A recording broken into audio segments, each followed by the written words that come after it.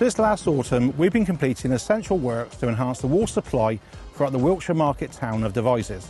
We've spent around £2 million replacing more than 2 kilometres of old cast iron water mains with new plastic pipes. This also helps reduce leaks.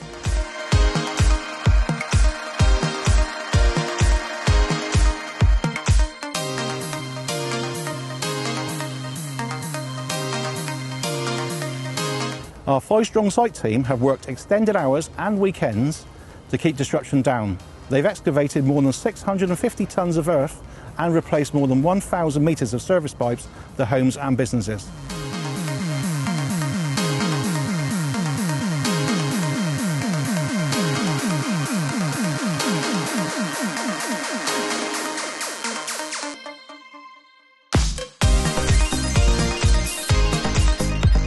Working with the public is vital for projects like this. We've held over 100 face-to-face meetings with local businesses, 6 public drop-in sessions and sent over 35,000 letters to keep the public and businesses informed of our work.